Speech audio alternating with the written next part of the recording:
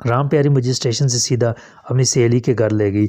उसकी सहेली का नाम राजकुमारी था। दरमियाने कद की सेहतमंद जिस्म वाली सांवली सी औरत थी। नाक में उसने नथनी डाली थी। देर देर बाद आंख झपकती थी। जब तक राम प्यारी उससे मेरा तारफ़ करवाती रही, ये औरत राजकुमारी मुझे पूरी आंखें खोले मुसलसल देखती रही। राम प्यारी ने अपनी सहेली के आगे मुझे हिंदू जाहिर किया तो मेरा नाम काशीनाथ बताया था। कहने लगी, काशीनाथ जी का लाहौर में बहुत बड़ा कारोबार है। मुझसे दरिया रावी वाले मंदिर में मुलाकात हुई थी। कहने लगे, मैं बनारस के मंदिरों की यात्रा करना चाहता हूँ। मैंने कहा, फिर मेरे साथ ही चलें, अब ये कुछ रोज़ यहीं रहेंगे। राजकुमारी ने मेरे साथ हाथ मिलाया। उसका हाथ भी गर्म था। मुझे उसके जिस्म से भी हरारत की लहरें निकलती महसूस हुई, लेकिन मैंने कोई ख्याल न किया। राम प्यारी ने मुझसे कहा, काशीनाथ जी आप यहाँ आराम करें, इतनी देर में मैं भी ज़रा अपने हॉस्टल तक हुआ हूँ। फिर उसने अपनी सहेली राजकुमारी से कहा, कुमारी काशीनाथ जी का ख्याल रखना, मैं शाम होने से पहले पहले आ जाऊँगी, फिर उन्हें लेकर मंदिरों की यात्रा कराऊँगी। राम प्यारी ने मुस्कुराते हुए मेरे साथ हाथ मिलाया और अपना अटैची केस उठाकर चली गई। उसके जाने के बाद राजकुमारी मुझे चंद लम्हों तक आंखें झपके बगैर देखती रही। फिर बोली, चलें, मैं आपको आपका कमरा दिखाती हूँ। यह मकान नहीं था, छोटी सी पुराने टाइप की कोठी थी जिसके चारों तरफ बरामदा था। दरमियान में 4-5 कमरे बने हुए थे। ये नीची छतों वाले छोटे छोटे कमरे थे। जिस कमरे में राजकुमारी मुझे लेकर गई उसमें पलंग पर बिस्तर लगा हुआ था। दीवार के साथ 2 पुरानी कुर्सियां और एक छोटी मेज़ लगी थी। फर्श बसीदा सी दरी से ढका हुआ था। छत के साथ पंखा लटक रहा था। कमरे में सिर्फ एक खिड़की थी जिसके बाहर दरिया और खेत नजर आ रहे थे। कोई रोशनदान वगैरह नहीं था। राजकुमारी ये कहकर चली गई कि मैं नौकरानी का खाना भिजवा रही हूँ, आप आराम करें। कमरे के साथ एक तंग सा गुसलखाना था। मैंने मुंह हाथ धोया और पलंग पर बैठ गया। थोड़ी देर बाद एक स्याहवाम नौकरानी मेरे लिए खाना लेकर आ गई। खुदा जाने किस चीज़ का बदजायका साग था और कुछ चपातियाँ थी। मुझे भूख लगी हुई थी, वही खाकर खुदा का शुक्र अदा किया। राम प्यारी ने शाम को आने का कहा था। मैं पलंग पर लेट कर मुझ पर गनुदगी तारे होने लगी। फिर मेरी आंख लग गई। मैं बड़ी गहरी नींद सो रहा था कि अचानक मुझे अपने चेहरे पर किसी का गर्म सांस महसूस हुआ। फिर मेरी गर्दन पर गीली शय लगी। मैंने जल्दी से आंखें खोल दी। कमरे में अंधेरा था। सिर्फ दरिया वाली खिड़की में से हल्की हल्की रोशनी आ रही थी। मैंने 2 आंखों को अपने चेहरे पर झुके हुए देखा। ये राजकुमारी थी। मुझे बेदार होता देखकर वो जल्दी से पीछे हट गई। मैं उठकर बैठ गया। क्या बात है राजकुमारी, मैंने तजस्सुस के साथ पूछा। राजकुमारी बगैर आंखें झपके मुसलसल मुझे देख रही थी।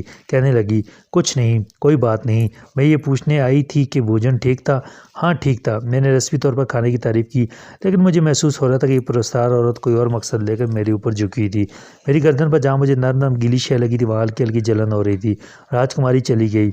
मैं खिड़की के पास आकर बाहर देखने लगा। दूर कुछ फासले पर दरिया के दोनों किनारों पर सादी सनद ज़्यादा रंग की छतरियाँ चबूतरों लगी हुई थीं। कुछ लोग दरिया में स्नान भी कर रहे थे। ये हिंदुओं का मुकद्दस दरिया गंगा था। शहर बनारस गंगा दरिया के दोनों तरफ आबाद है। बड़ा कदीम शहर है।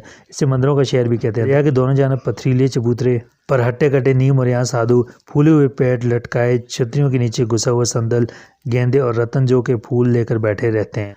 हिंदू औरतें और मर्द इनको रुपये, पैसों और मिठाइयों के नजराने पेश करते हैं। साधु उनके माथों पर संदल का टीका लगाते हैं और थोड़ा सा प्रसाद देकर आगे चलता करते हैं। हर साधु ने बदन पर राख मली होती है, सर में भी राख पड़ी होती है, माथे पर सुर्ख और जर्द रंग की लकीरें डाली होती हैं। उनमें से बाद साधु बिल्कुल नंगे होते हैं।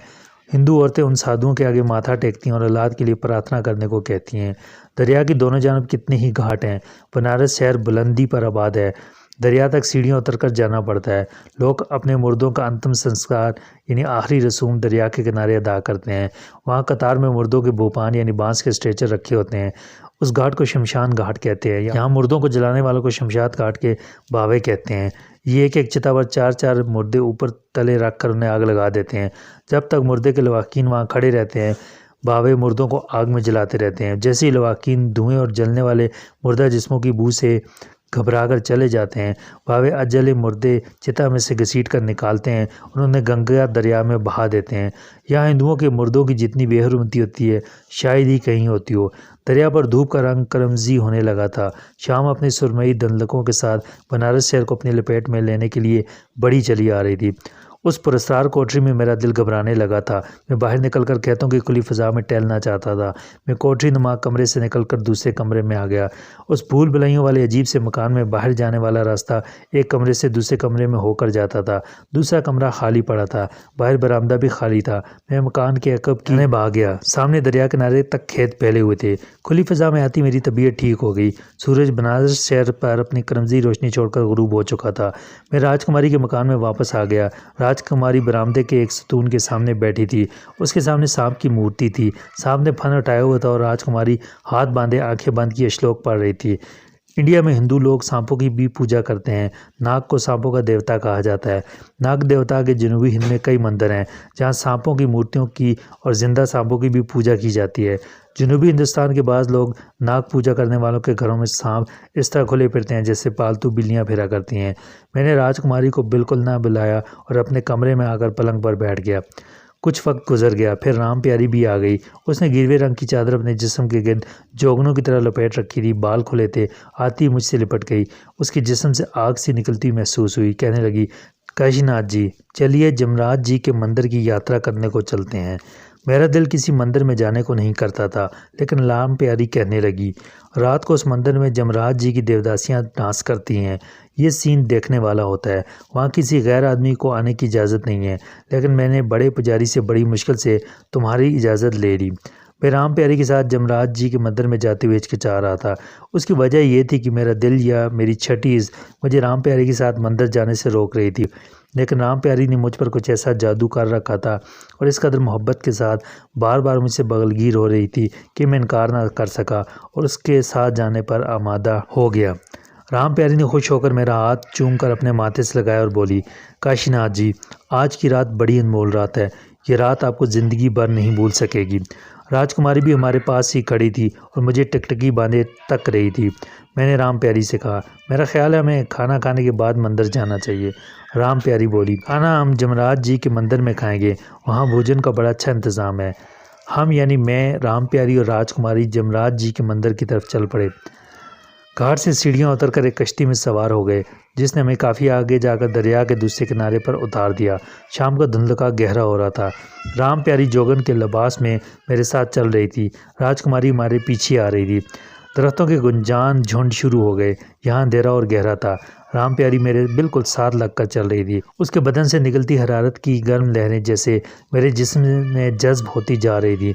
मैं किसी बहाने ज़रा अलग हो जाता तो राम प्यारी भी किसी बहाने दोबारा मेरे साथ लग जाती। एक ऊंचा टीला आ गया। अंधेरे में टीला आगे की तरफ झुका हुआ लगता था। मैंने राम प्यारी से पूछा, क्या जमराज जी का मंदिर इस टीले के ऊपर है? उसने कहा, जमराज जी का मंदिर टीले के ऊपर नहीं, टीले के अंदर है। तुम्हें डर तो नहीं लग रहा है? मैंने कहा, बिल्कुल नहीं। कहने लगी, जब तक मैं तुम्हारे साथ हूँ तुम्हें डरने की कोई ज़रूरत नहीं। न जाने क्यों मुझे इस किस्म का एहसास होने लगा था जैसे ये औरतें मुझे घेर घार कर किसी ख़तरनाक जगह पर ले जा रही हैं। लेकिन कुछ अपनी वज़ादारी के और कुछ अपने मर्द होने के ख्याल से मैं उन पर ये जाहिर नहीं करना चाहता था कि मैं कुछ खौफ महसूस कर रहा हूँ। राम प्यारी ने मेरा हाथ थाम लिया था। उसका हाथ मुझसे ज़्यादा गर्म महसूस हो रहा था। मैंने उससे कहा, तुम्हें शायद बुखार है राम प्यारी। उसने मेरा हाथ दबाते हुए कहा, ये तुम्हारे प्रेम की गर्मी है, बुखार नहीं। और वो हंस दी। टीले के दामन में एक जगह दीवार के ताक में रखा हुआ मिट्टी का दिया जल रहा था। राम प्यारी बोली, बस हम जमराज जी के मंदिर में आ गए हैं। जहाँ मिट्टी का दिया जल रहा था वहाँ एक दरवाज़ा सा बना हुआ था जो मुझे किसी गार का धाना लग रहा था। राम प्यारी मुझे लेकर अंदर दाखिल हो गई। हम एक तंग और तारीक गार में से गुजरने लगे। मैंने राम प्यारी से कहा, यहाँ इतना अंधेरा क्यों है? उसने अपना बाजू मेरी कमर में डाल दिया और बोली, अभी रोशनी आ जाएगी। कुछ दूर गार में चलने के बाद रोशनी नजर आने लगी। ये रोशनी गार के अंदर एक दलान में हो रही थी। दलान के दरमियान ज़मीन से 2 फुट ऊंचा पत्थर का चबूतरा था। चबूतरे के ऊपर आग जल रही थी। राम प्यारी कहने लगी, यहाँ मैं अग्नि देवी की कुछ देर पूजा करूँगी। उसके बाद हम दूसरे दलान में जाएंगे जहाँ जमराज जी की मूर्ति के आगे रक्स करने वाली देवदासियाँ आएगी। तुम यहाँ बैठ जाओ। चबूतरे के पास में जो आग थी उसमें से पतले पतले शोले बुलंद हो रहे थे। राम प्यारी ने राजकुमारी से कहा, कुमारी जी, श्लोक कीर्तन शुरू करो। मैं चबूतरे से ज़रा दूर होकर पत्थर पर बैठ गया। राजकुमारी ने श्लोक पढ़ने शुरू कर दिए। राम प्यारी चबूतरे पर चढ़कर आग के गिर्द चक्कर लगाने लगी। फिर वो भी श्लोक पढ़ने लगी। ये श्लोक मंत्र लग रहे थे। आग के गिर्द एक चक्कर पूरा करने के बाद राम प्यारी दोनों बाजू उठाकर जमराज जी की जय का नारा बुलंद करती थी। आग में लोबान वगैरह भी जल रहा था जिसकी बू फ़ज़ा में फैली हुई थी। राजकुमारी मेरे करीब ही दोजानू होकर बैठी श्लोक गा रही थी। वो अपने सर को दाएं बाएं हिलाती जा रही थी जैसे उस पर हाल की कैफियत तारी हो गई हो। दूसरी जानब राम प्यारी मंत्र पढ़ती हुई आग के गिर्द बराबर चक्कर लगा रही थी। किसी वक्त वो अपने जिस्म के गिर्द लिपटी हुई गिरवी चादर में से कुछ सफूफ सा निकाल कर आग पर छिड़कती तो आग के शोले एकदम बुलंद हो जाते। राम प्यारी आग के पास आकर इस तरह खड़ी हो गई कि आग के शोले उसके पीछे बुलंद हो रहे थे। राजकुमारी बैठी हुई थी। उसके श्लोक पढ़ने की आवाज़ बुलंद हो गई। राम प्यारी ने दोनों बाजू बुलंद किए और चीख से मिलती जुलती आवाज़ में कहा, नाग देवता है नाग देवता, नकल तुम्हारी नागमणि है नागमणि। अचानक राम प्यारी ने एक दहशतनाक चीख मारी और चादर उतार कर दूर फेंक दी। अब वो बिल्कुल और यहाँ खड़ी थी। न जाने क्यों खौफ से मेरे रोंगटे खड़े हो गए। मुझे महसूस हुआ कि मेरे जिस्म में इतनी ताकत भी नहीं रही कि मैं अपना हाथ हिला सकूं। मेरी छठी इस कह रही थी कि यहाँ से भाग जाओ भाग जाओ। मैंने 2-3 बार उठने की कोशिश भी की, लेकिन जिस पत्थर पर मैं बैठा हुआ था, जैसे उसने अपने साथ मेरे जिस्म को भी पत्थर कर दिया था। राजकुमारी के श्लोक पढ़ने की आवाज़ बुलंद से बुलंदतर होती जा रही थी।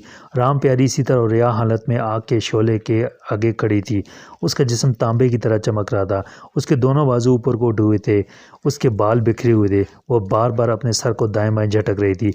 मेरे देखते ही देखते राम प्यारी का तांबे सा और यहाँ जिस्म स्याह पड़ने लगा। फिर उसके जिस्म में से हल्का हल्का धुआं उठना शुरू हो गया। उसकी खूबसूरत शक्ल बिगड़ने लगी। उसके ऊपर वाले 2 दांत बाहर निकल आए। उसके सारे जिस्म पर स्याह बाल नमूदार हो गए। मैं दहशत के मारे कांपने लगा। मैंने पूरी ताकत से अपने आप को उठाने की कोशिश की, मगर मेरा जिस्म पत्थर हो चुका था। न मैं अपने बाजू हिला सकता था, न मेरी टांगें अपनी जगह से हरकत कर रही थी। राम प्यारी का जिस्म स्याह हो गया था। उसके जिस्म में से धुआं उठ रहा था। उसकी आंखें अंगारों की तरह दहक रही थीं। वो उसी हालत में चबूतरे में से उतरकर मेरी तरफ बढ़ी। मुझ पर लर्जा सा तारी होने लगा। मैंने उठकर भागने की आखिरी कोशिश की, मगर कामयाब न हो सका। मैं पत्थर के साथ पत्थर हो गया था। राम प्यारी अपने भयानक रूप में बाजू फैलाए अपना धुआं छोड़ता हुआ स्याह जिस्म लिए मेरी तरफ बढ़ती चली आ रही थी। मेरे अलग से ऐसी आवाज़ें निकल रही थी जैसे मेरे अंदर कोई बयान कर रहा है, रो रहा है। राम प्यारी ने मेरे सामने आकर मेरे दोनों हाथ पकड़ लिए। उसके हाथ सख्त गर्म थे। उसने एक झटके से मुझे उठाया और अपना स्याह फाम धुआं उगलते सीने से लगाकर मुझे भेज लिया। मेरे हलक से एक भयानक आवाज़ बुलंद हुई। उसके बाद मुझे कुछ होश न रहा कि मैं ज़िंदा हूँ या मुर्दा। जब मुझे होश आया तो मैंने देखा कि मैं एक शीशे की बोतल में बंद हूँ, मगर मुझे अपना जिस्म दिखाई नहीं दे रहा था। उस बोतल में एक छोटा सा काला सा सांप था, जो बोतल के अंदर बेचैनी से बोतल के ऊपर जाने की कोशिश कर रहा था और हर बार नीचे गिर पड़ता था। अचानक मैंने महसूस किया कि मैं उस सांप के अंदर हलूल कर गया हूँ और मेरा इंसानी जिस्म बाकी नहीं रहा। मेरी अक्ल, मेरी यादाश्त और मेरे इंसानी होशो हवास बदस्तूर मौजूद थे। मैं सांप की शक्ल में जिस बोतल के अंदर बंद था, वो कोठरी के ताक में पड़ी थी। कोठरी में आमने सामने 2 दिए जल रहे थे और सांप की नज़र से देख रहा था, लेकिन इंसानी जहन के साथ सोच रहा था। मुझे एकदम से कामनी नर्तकी का ख्याल आ गया। उसने मुझे बताया था कि मेरी बहन आसमां पर चुड़ैल का साया है। पताली चुड़ैल मंगल जादूगर की ख़ास चुड़ैल है। उसने ये भी बताया कि पताली चुड़ैल का जिस्म गर्म रहता है और उसके बदन से हर वक्त धुआं निकलता रहता है। राम प्यारी का और यहाँ बदन जब स्याह पड़ गया था तो उसके जिस्म से भी धुआं निकलना शुरू हो गया था। गोया पताली चुड़ैल एक सोची समझी स्कीम के तहत मुझे लाहौर से यहाँ जमराज जी के मंदिर लाई थी और अब मैं उसके कब्ज़े में था। मैंने कामनी नर्तकी की मदद से पताली चुड़ैल को शिकस्त दी थी और उसके हलाकत खेज़ असेब से अपनी बहन को निजात दिलाई थी, और अब पताली चुड़ैल के कब्ज़े में हूँ। वो मुझसे ज़रूर इंतकाम लेगी और उसका इंतकाम इंतहाई होलनाक होगा। मैं सांप की शक्ल में ज़रूर तब्दील कर दिया गया था, मगर मेरा जहन इंसान के जहन की तरह काम कर रहा था। मेरी यादाश्त भी कायम थी और मैं एक एक चीज़ का मुशाहिदा सांप की आंख से नहीं बल्कि अपनी इंसानी आंख से कर रहा था। फ़र्ज सिर्फ इतना था कि मुझे अपना जिस्म दिखाई नहीं दे रहा था, लेकिन इसमें कोई शुबा नहीं कि मुझ पर कुदरत की तरफ से एक ऐसा अजाब नाजिल हो चुका था जिसका मैं तसव्वुर भी नहीं कर सकता था। मुझे अपनी इंसानी आंखें नज़र नहीं आ रही थी, मगर मैंने महसूस किया कि मेरी आंखों में आंसू तैरने लगे हैं। मैं शिर्क के गुनाह का मुर्तकब हुआ था। मुझे अपनी बहन की सेहतयाबी के लिए अल्लाह ताला की तरफ रुजू करना चाहिए था और उस वक्त तक उसका डॉक्टरी इलाज जारी रखना चाहिए था, यहाँ तक कि खुदा से अपनी रहमत के सदक़े शिफा अता नहीं करता। लेकिन मैं तोहमात का शिकार हो गया। मैंने शिर्क किया और अब मुझ पर कुदरत का अज़ाब नाज़िल हो गया है। मैंने जहन के अंदर तौबा इस्तग़फ़ार का विर्द शुरू किया और अल्लाह के हुज़ूर अपनी बख्शिश की दुआ मांगने लगा। कोठरी में आमने सामने दीवारों के ताक में जो 2 दिए जल रहे थे, अचानक उनकी लौ थर थर काँपने लगी। उनमें से एक दिया बुझ गया। दूसरे दिए की लौ शायद दहशत के मारे इतनी मदम हो गई थी कि कोठरी में अंधेरा छा गया। जिस बोतल में मैं बंद था वो काक से बंद था। मैं कितनी कोशिश क्यों ना करता, मैं बोतल से बाहर नहीं निकल सकता था। एकदम से एक औरत की दिलदोज़ चीख बुलंद हुई। मेरे सांप के जिस्म के रोंगटे खड़े हो गए। चीख की आवाज़ इतनी भयानक और बिजली की कड़क ऐसी थी कि ताक में रखी हुई मेरी बोतल अपनी जगह से हिल गई। फिर सामने वाली दीवार पर एक ऐसी औरत की शक्ल नमूदार हुई जिसके बाल बिखरे हुए थे, आंखें लाल अंगारों की तरह हो रही थीं, 2 नुकीले दांत होंठों से बाहर निकले हुए थे और उसके स्याह फाम जिस्म से धुआं उठ रहा था। ये पाताल चुड़ैल के सिवा और कोई हो ही नहीं सकती थी। ये चुड़ैल दीवार से बाहर निकल आई। वो ताक के पास आकर बोतल के सामने बैठ गई। फिर उसकी घुसी हुई डरावनी आवाज़ सुनाई दी। उसने एक मकरूह कहका लगाया, तुम समझ रहे होगे कि मैंने तुम्हें माफ़ कर दिया है, तुम्हें बुला दिया है? हरगिज़ नहीं। मैं उस रोज़ से तुम्हारे पीछे लग गई थी और मौके की तलाश में थी, जब से तुमने मरण घाट वाली कामनी नर्तकी से मिलकर मुझे अपनी बहन के सर से उतार कर ज़मीन पर पटक दिया था। मैंने उसी रोज़ फैसला कर लिया था कि तुमसे अपनी शिकस्त का, अपनी बेइज्जती का बदला ज़रूर लूँगी। तुम्हारे शहर लाहौर में मेरा मंत्र इसलिए तुम पर आसानी से नहीं चल सकता था। वहाँ तुम लोगों की मस्जिदों से अजान की आवाज़ें आती रहती थीं। मैं तुम्हें किसी तरह घेर घार कर अपने जाल में फंसा कर जमराज जी के गार में लाना चाहती थी, मगर तुम लाहौर से बाहर नहीं निकलते थे। आखिर मैंने खूबसूरत लड़की राम प्यारी की शक्ल बनाई और तुम्हें वरगला कर अपने साथ यहाँ तक ले आने में कामयाब हो गई। अब मैं तुम्हारी बहन के सर पर तो असैब बनकर कभी सवार नहीं हो सकती, लेकिन तुम्हें भी अपने चंगुल से नहीं निकलने दूंगी और तुम्हें बताऊंगी कि पाताली चुड़ैल से अगर उसका शिकार छीना जाए तो अपनी इस बेइज्जती का किस कदर भयानक इंतकाम लेती है। तुम मेरे तिलिस्म के और मेरे कब्ज़े में हो। मैं तुम्हें हर दफ़ा नए से नया अजाब दूंगी, नई से नई अजियत तुम्हारे लिए ईजाद करूंगी। तुम्हें एक ही बार मारने के बजाय तुम्हें बार बार मारूंगी, तुम्हें बार बार मौत की अजियत में से गुजारूंगी। मैं जानती हूँ कि तुम मेरी हर एक बात, हर एक लफ्ज़ को सुन रहे हो और समझ रहे हो, और मैं ये भी जानती हूँ कि तुम्हारे पास जवाब देने की ताकत नहीं है, क्योंकि मैंने तुम्हें सांप बनाकर बोतल में बंद कर दिया है। तुम क़यामत तक मेरे कैदी बनकर, मेरे तिलिस्मी मंत्रों के असीर बनकर, मेरे ग़ुलाम बनकर रहोगे। मैं जैसा कहूँगी तुम्हें वैसा करना होगा। तुम वही करोगे और वही करने पर मजबूर रहोगे। उसने एक और मकरूह कहका लगाया और ताक में से बोतल उठाकर गायब हो गई। उसके साथ बोतल भी गायब हो गई थी और मुझे नज़र तो सब कुछ आ रहा था, मगर बोतल और सांप नज़र नहीं आता था। मुझे तेज़ आंधियों की शां शां की आवाज़ें सुनाई दे रही थीं। ये आवाज़ें कभी हल्की होकर दूर चली जाती थीं और कभी बेहद तेज़ हो जाती। मुझे दिखाई कुछ नहीं देता था। ऐसा महसूस हो रहा था जैसे मैं अंधेरी रात में तारीक बगुलों के साथ आसमान की वसअतों में उड़ता चला जा रहा हूँ। फिर मेरे कान बंद होना शुरू हो गए। पहले मुझे अंधेरा नज़र आता था, अंधेरा भी मेरी नज़रों से गायब हो गया। मेरा दिमाग चक्कर खाने लगा और फिर मुझे कुछ होश न रहा। मैं जैसे कायनात के तरीक खलाओं में तहलील हो गया। कुछ मालूम नहीं कि हालत कितनी देर तक मुझ पर कायम रही थी। एक झटके के साथ मेरी समात वापस आ गई। मेरी बिनाई ने भी काम करना शुरू कर दिया। मेरे दिमाग के अंधेरे ख़त्म हो गए। मैंने देखा कि मैं किसी जेल खाने की कोठरी में आ गया हूँ। मैंने एक कैदी को देखा जो सर झुकाए दीवार के साथ लगकर बैठा था। उसके चेहरे पर मौत की जर्दी छाई हुई थी। कोठरी की सलाखों के पीछे दो संतीरी बंदूकें रखे पहरा दे रहे थे।